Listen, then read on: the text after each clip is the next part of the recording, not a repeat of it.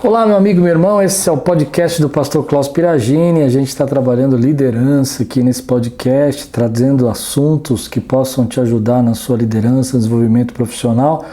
E fico muito contente quando eu recebo recadinhos falando que alguns irmãos, amigos estão lançando esse podcast para a sua equipe, seu trabalho. Fique à vontade, eu acho que isso é importante para o crescimento e aquilo que a gente pode entregar aí de graça, que pode ajudar muita gente. Hoje o assunto é muito importante e eu acho que está muito na moda e que a gente precisa entender isso, porque você como líder, com certeza, se você trabalha numa empresa e lidera uma equipe, ou se você está numa igreja e ministra, você deve ter sentido o efeito desse fenômeno chamado fenômeno da resignação.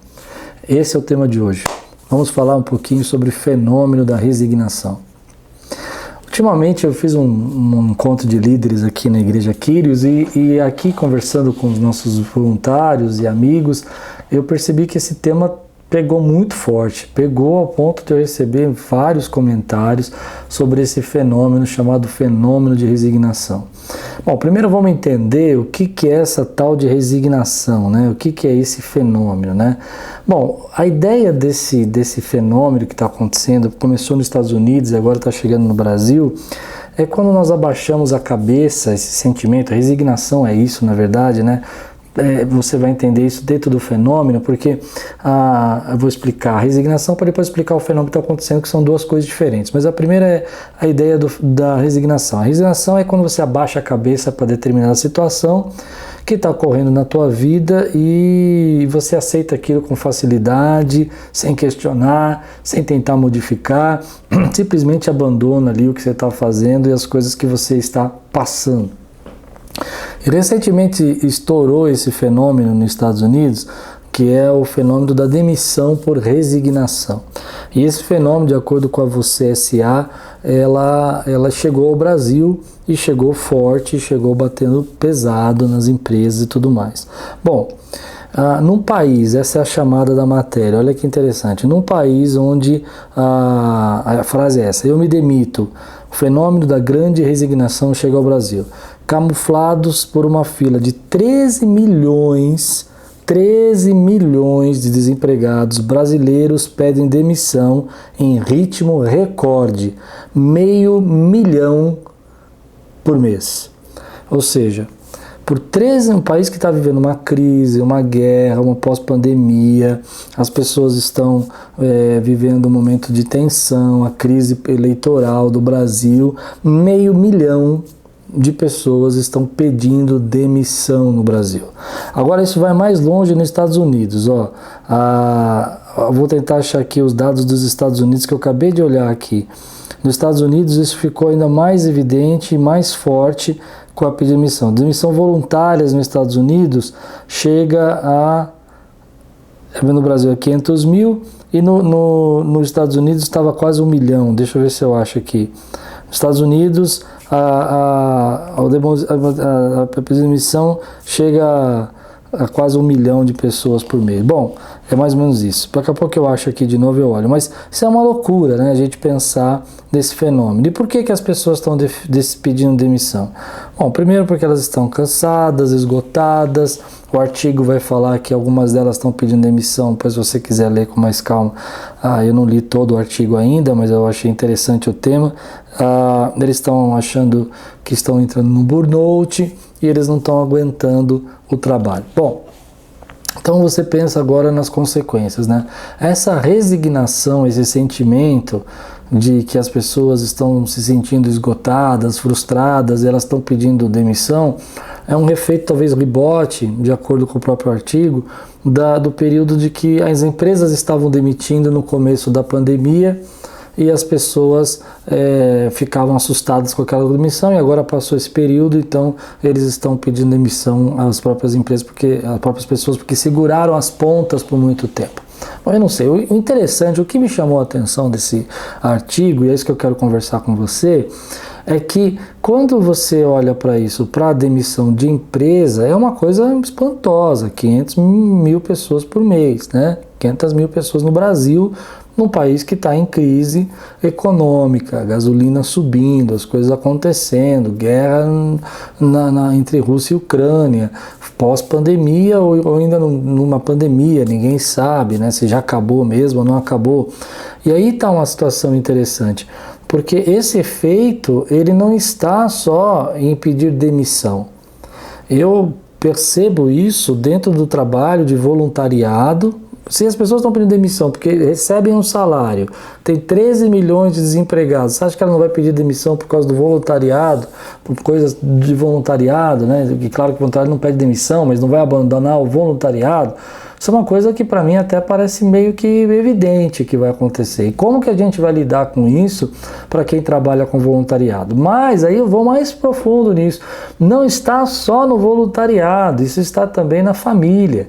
Eu via um aumento drástico de pedidos de divórcio, de abandonos do lar, de mudança de pensamento, mudança de ideologias de vida mesmo. A pessoa tinha um pensamento de vida até um pouco antes da pandemia, e depois da pandemia ela mudou completamente o pensamento de vida. Antigamente era família, era casa, era igreja, era estar fazendo as coisas que ela sempre fez com a família dela, e agora ela está abandonando tudo aquilo para ser feliz, para mudar a ideia de felicidade dela mudou, não é mais a família e tudo mais. Essa resignação, então, ela está chegando em sentimentos profundos que a gente está passando. Embora eu não vi isso no artigo, né, como eu disse, ainda não terminei de ler, mas eu fiquei pensando, na minha opinião, isso pela experiência prática do que eu tenho vivido aqui na igreja, é que nós vivemos um tempo onde as pessoas estão se sentindo assim em várias camadas na vida, no trabalho,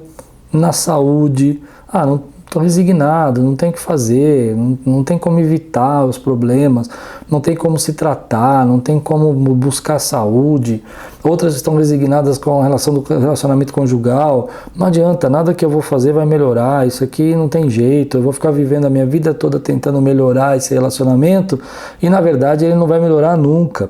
Isso é interessante a gente perceber isso. E eu percebo que vem aí um desespero, um sentimento de angústia, de abandono, de dizer, olha, não adianta você ficar lutando por isso, né? Ficar lutando por trabalho, eu estou cansado, eu quero viver as minhas coisas, eu quero abandonar as minhas coisas. E a ideia que isso está passando na cabeça das pessoas é que a vida vai passar rapidamente e que não tem futuro. Ou seja, ninguém vai viver para velhice, ninguém vai viver para aposentar. Ou a gente vive agora ou o mundo vai acabar. Isso é um efeito que talvez inconsciente, talvez até seja um pouco exagerado agora, mas eu percebo que é um efeito inconsciente. A gente tem que ser feliz, a gente tem que fazer, e não adianta, vai ficar aqui tentando lutar, e a ideia de que eu não tenho futuro, a ideia de que eu não tenho algo para gastar a minha vida, para enfrentar a minha vida, para encarar a minha vida para o futuro, me preparar para o futuro, faz com que eu tenha uma resignação agora. Então eu peço demissão com 13 milhões de desempregados e eu vou para a fila dos empregados e tá tudo bem, o importante é que eu estou sendo feliz. E como é que vai ser amanhã? Eu não sei como vai ser amanhã. Amanhã não interessa, não sei nem se eu vou estar vivo amanhã. Você está perguntando amanhã por quê? É mais ou menos essa a ideia, né? Então isso tem nascido no coração e a gente, como líder, a gente tem que começar a trabalhar isso, porque senão você imagina, você treina uma equipe aí por 5, 7 meses, 2 anos, 1 ano, e agora você vai começar a ter uma mudança aqui enorme na sua equipe, né? Tem equipes aí que a gente estava vendo aqui no artigo, né? Que tem equipes aqui que as pessoas estão abandonando a carreira e a equipe está ficando sozinha, não tem como trabalhar. Agora, vamos voltar aqui para o meu tema, agora eu vou ficar mais no meu tema. Quando você olha para isso, você percebe que a gente, como líder, nós temos que enfrentar essa resignação. Primeiro nós temos que enfrentar dentro de nós, porque todo mundo está nesse barco. Todo mundo está nesse barco, todo mundo está se sentindo resignado, de repente você vê pessoas que você ama morrendo, gente que você conhece, alguma história terrível de uma enfermidade que surgiu do nada nesse tempo, de repente você percebe que estoura uma guerra e você não sabe o que vai acontecer, e essa guerra está afetando o petróleo, está afetando a gasolina, está afetando o mercado, as pessoas estão em crise. Eu falava com um amigo que mora nos Estados Unidos, ele me contando que ele foi no mercado nos Estados Unidos, estava faltando coisas nas prateleiras, e você fica ouvindo essas coisas vão mexendo com você. Bom, a questão é que nós, como líderes, primeiro temos que entender o seguinte: aí, vamos pôr a cabeça no lugar. A gente tem um propósito, a gente tem um objetivo para alcançar. A gente não pode, a qualquer dificuldade, a qualquer problema, abandonar o nosso objetivo. Não adianta a gente querer fugir, porque em cada lugar, e essa é a segunda coisa, primeiro, não abandonar o nosso objetivo por qualquer dificuldade, porque dificuldade vai ter em qualquer lugar. E em cada lugar que você estiver, ou qualquer coisa que você achar que é o ideal, o melhor para a tua vida, você precisa lembrar que não existe só céu, não existe só bênção, né? Você não pode viver no topo da montanha o tempo todo, tem coisas que você vai viver lá embaixo na montanha, no vale, que faz parte de qualquer trabalho. E eu percebo que hoje nós estamos esquecendo uma terceira questão, é que aquilo que a gente está semeando a gente vai colher. E a gente às vezes não quer semear mais nada, principalmente uma geração, aqui no artigo fala uma geração mais nova, né, dessa revista CCA, ele está falando lá que a maior parte da missão é do pessoal de 30 anos para baixo. Então isso é interessante, porque hoje eles são novos, eles têm garra, eles têm como recolocar-se profissionalmente, tudo bem. Mas daqui a pouco aquilo que era novo aos 30 já é velho aos 40, aos 45, para a recolocação profissional fica mais difícil, né? E a gente, como trabalha com voluntário, aí vem a segunda questão. Se a gente não se enxergar também com essa resignação, a gente vai começar a abrir mão de projetos, de ideias, de pensamentos e vai ficar parado no tempo. Essa é a primeira questão. E a segunda questão é que nós temos que estar pronto para criar uma cultura ante esse fenômeno de resignação, porque senão as pessoas vão começar a mudar de igreja, ministério e nem sabe por que está acontecendo. Existe uma evasão de cidade, né? Muita gente entrou em home office, então agora pode trabalhar no interior, porque não faz questão de trabalhar em São Paulo, no interior, em qualquer lugar, importante que vai estar numa qualidade de vida melhor, ok, legal. Outras pessoas têm a oportunidade de morar fora e trabalhar também em empresas e companhias, legal, isso são coisas diferentes.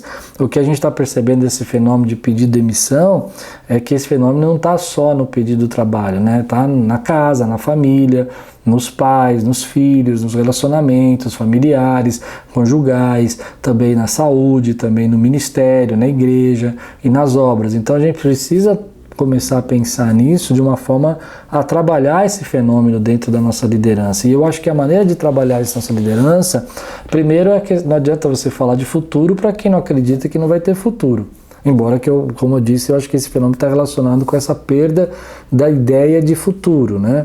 Agora, a segunda questão que esse fenômeno também está muito relacionado é que aquilo que eu penso, eu acho que é Deus. Então, isso talvez trazendo uma linguagem mais empresarial, né?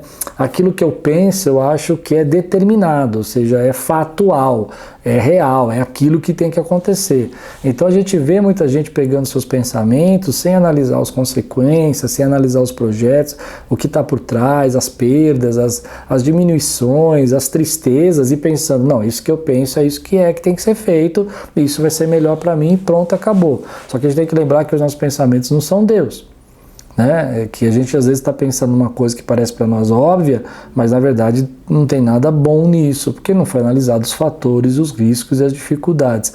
Na verdade foi pensado apenas no lado positivo das coisas. Então eu vejo pessoas abandonando, por exemplo, esse é meu ponto de vista também, mas eu vejo pessoas abandonando empregos, carreiras com altos salários no Brasil para trabalhar em subemprego fora do Brasil. Eu não sei se isso é uma vantagem.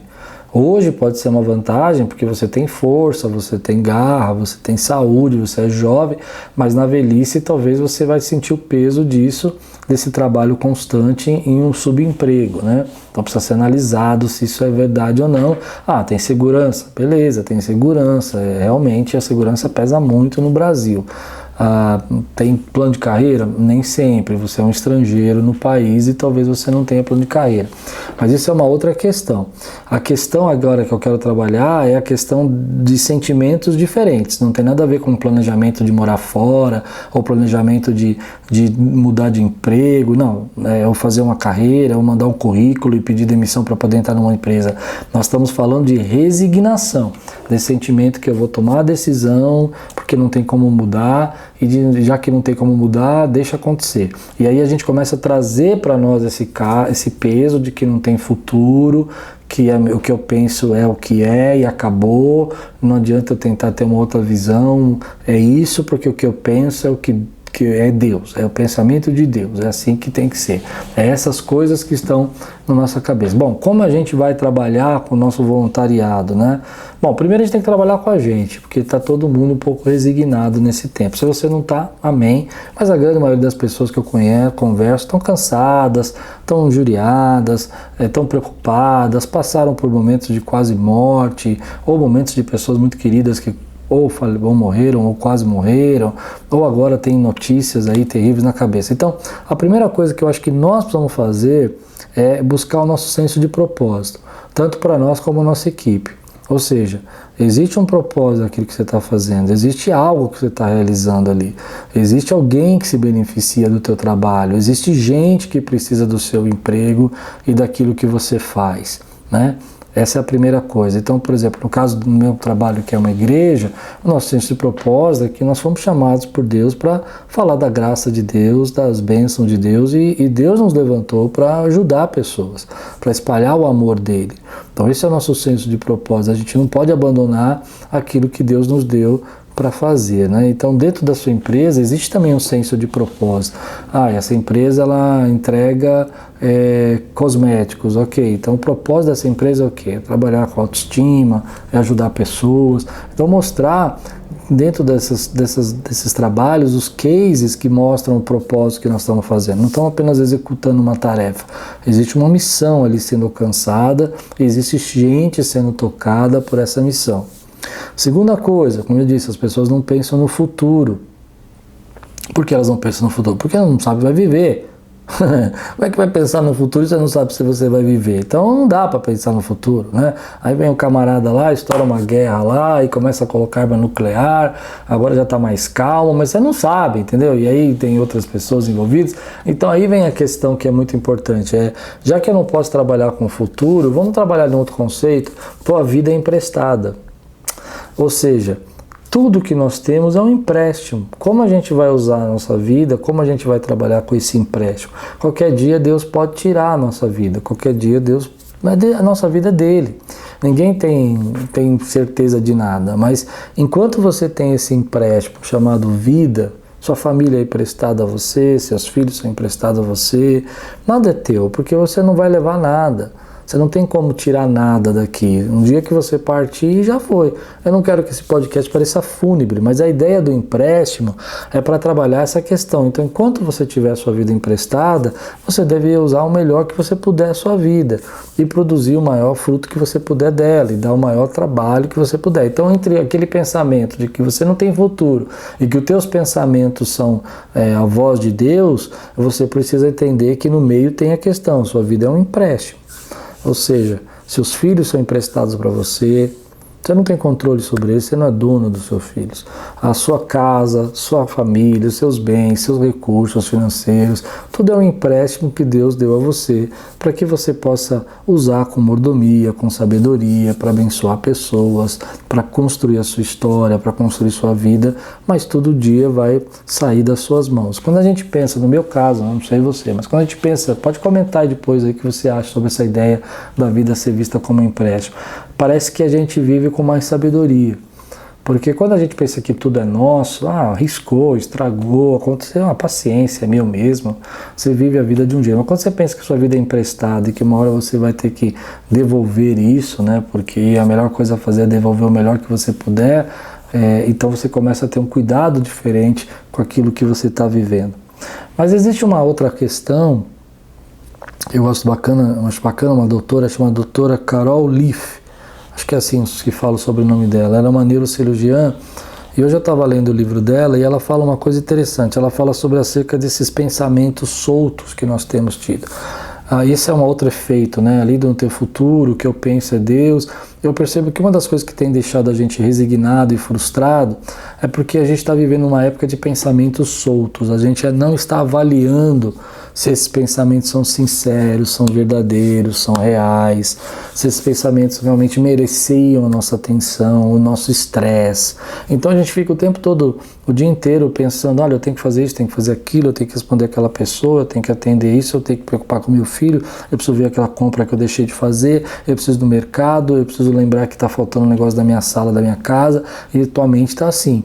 E você acaba chegando uma hora que você está cansado disso, porque seus pensamentos estão soltos. Então, é importante você analisar os pensamentos recorrentes. Não todos, porque não dá. Você pensa milhares de coisas que nem eu fiz agora para te mostrar. Mas existem alguns pensamentos recorrentes que são aqueles que estão frustrando mais você.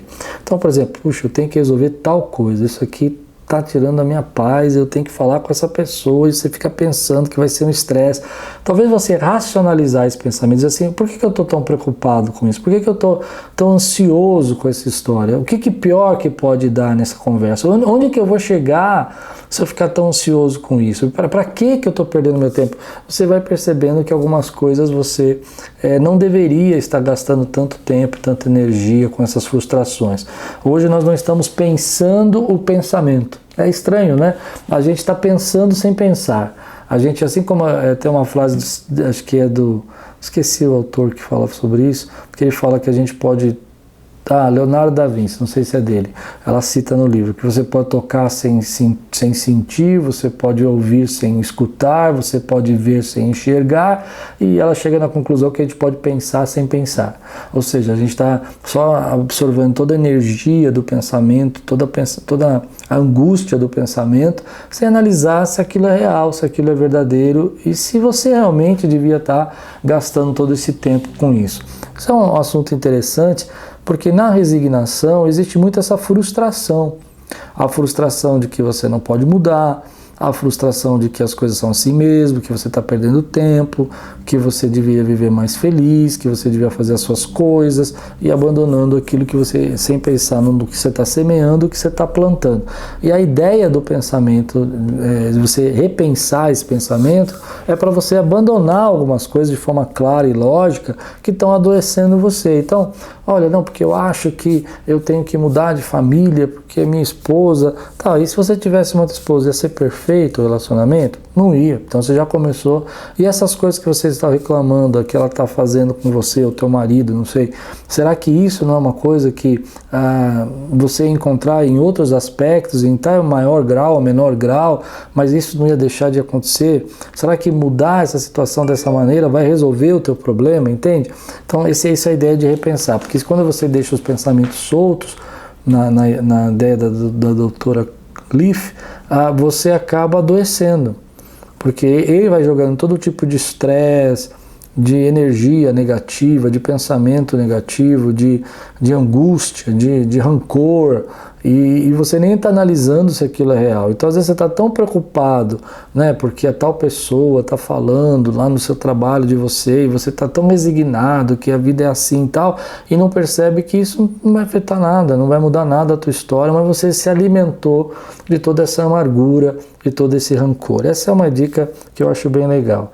A gente precisa viver o presente, né? A gente tem que viver o presente, a gente está nessa expectativa do medo do futuro, e eu acho que essa é a questão de pensar que não tem um futuro. Você chegou num medo tão grande do futuro que você desistiu de pensar que tem futuro. Entende?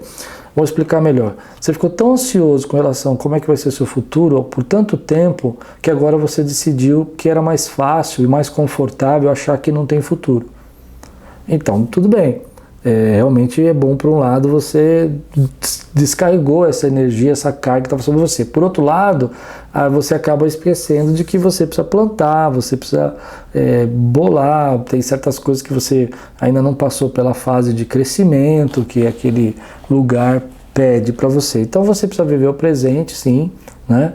Mas não viver o futuro como uma resignação, né? Do tipo, não adianta guardar dinheiro, não adianta economizar, não adianta investir, não adianta fazer, não adianta trabalhar, não adianta semear, não adianta esperar, e você acaba perdendo as bênçãos que tem para você no futuro. E aí entra na questão que eu acho que é uma das mais significativas, é que a gente deve sim acreditar que podemos mudar e que vale a pena a gente lutar por algumas coisas.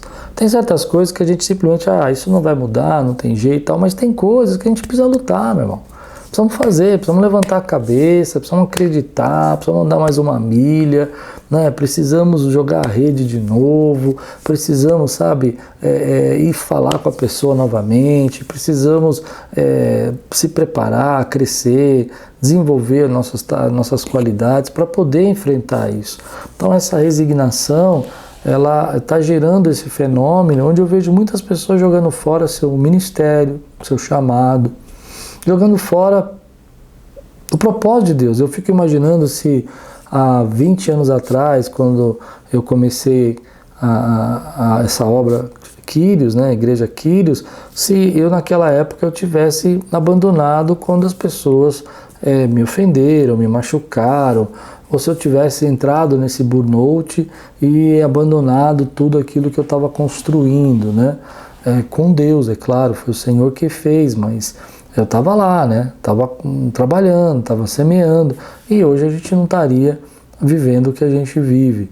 Então isso é uma questão complicada, porque eu comecei esse ministério com 21 anos de idade. Hoje eu vou fazer 51, agora no próximo dia 30 de abril, hein? 51! E olha que legal, isso é uma coisa interessante, porque foram 20 e poucos anos. Não foi um dia, 28, 29 anos, 21 para 22, então 28 anos de trabalho, de estresse, e a gente teve muitos momentos de resignação, mas teve futuro.